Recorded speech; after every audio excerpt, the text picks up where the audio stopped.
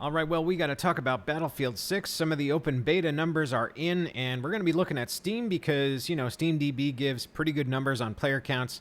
And also, we're going to be making some comparisons to Battlefield 2042 just to kind of give an idea of where we're at here. So, without further ado, let's just jump right in. So, you can see here that numbers are really, really good. Right off the bat, they hit 334,000. And then continuing on, they hit the peak here of 521,000. And even today's peak was 479,000.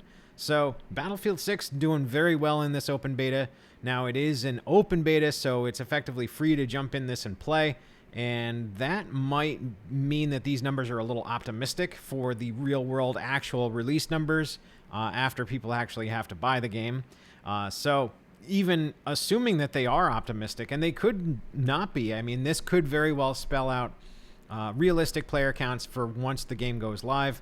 It all depends on how many people buy the game and how many people play the game. But that said, I think that assuming that these numbers are optimistic, at least in a little degree, in a fair degree, is probably safe to say right now, just to make sure that even if they do go that much higher, it's going to be a positive, not a negative. So, assuming that they are optimistic, they're very good numbers.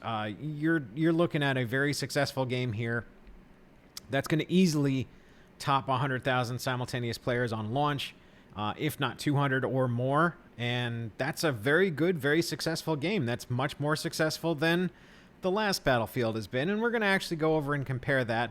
But I think that this actually tells us that EA has definitely returned to form, and it's been very well received.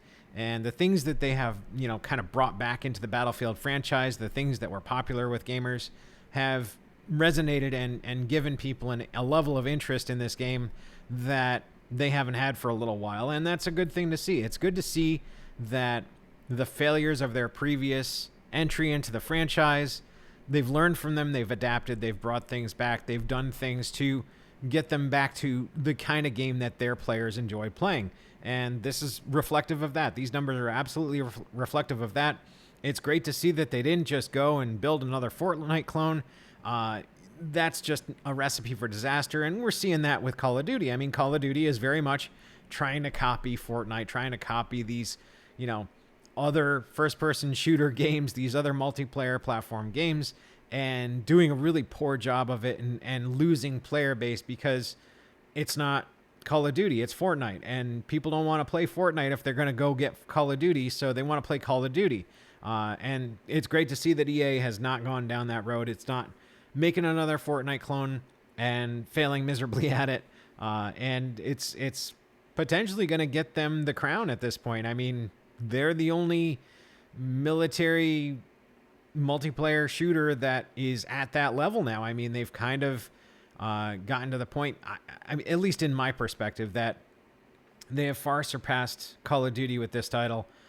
Call of Duty is not in a position to be able to compete on this level at this point, and it's really good to see. I mean, I'm glad to see Battlefield returning to form. I'm glad to see Battlefield doing things that their player base enjoys. So with that in mind, let's go ahead and compare and see just how good they did with this. So let's go over to Battlefield 2042, and you can see here the numbers are not great for this. I mean, even on launch, their peak was 105,000. So that is less than a quarter of what the open beta numbers are. It is certainly, even if those open beta numbers are optimistic, it's certainly less than what Battlefield 6 is going to get on launch. And then if you see it, it just dropped right off. I mean, even the free weekend here, even, continuing on with these other free weekends, the only one that came close was this 107,000 in October of 2023. The rest of them, another free weekend, 36,000. This one was closer to 43. And that's it. I mean, the other peak that was non-free weekend is 34,000. So that is a third of what their launch numbers were. And it's very low for a title like this. I mean, it's not indicative of a Battlefield title. A good Battlefield game should get considerably more than 34,000 simultaneous players. And I think we're likely to see that with Battlefield 6, because Battlefield 6, these open beta numbers, even if they are overly optimistic, even if it's a quarter of what these numbers are reflecting, you're still talking over 100,000 simultaneous players. you're still talking very good numbers. You're still talking massive amounts of sales. And not to mention the fact that Battlefield is one of those games that tends to perform better on consoles than they do on PC. They tend to perform in a wide variety of different platforms. So this is going to be a very good selling game for Electronic Arts. It's going to be a very good entry for the Battlefield franchise. And as long as they keep these kind of hits rolling, they can basically print money with this. Because like I said, Call of Duty is not up to competing with Battlefield at this point.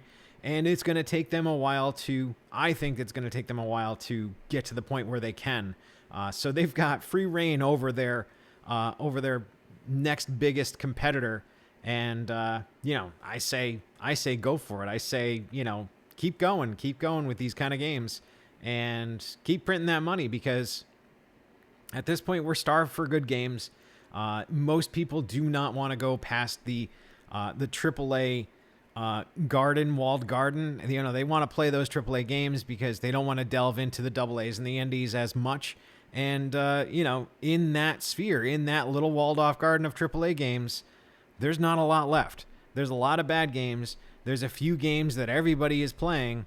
And then there's these games that come along once in a blue moon that are actually enjoyable, that are actually fun, that will actually engage with players and give them what they want. So they got a winner here. I mean, straight up, this is the recipe for success at this point. If you're a AAA developer in this day and age, you got to go back to your roots. You got to figure out what people enjoyed about your old games and bring that back to them. And this is how you do it. Battlefield 6, in a nutshell, is exactly that. So that's what I got for you guys. Hope you enjoyed these kind of videos. If you do, leave a like, let me know, and I will talk to you guys later.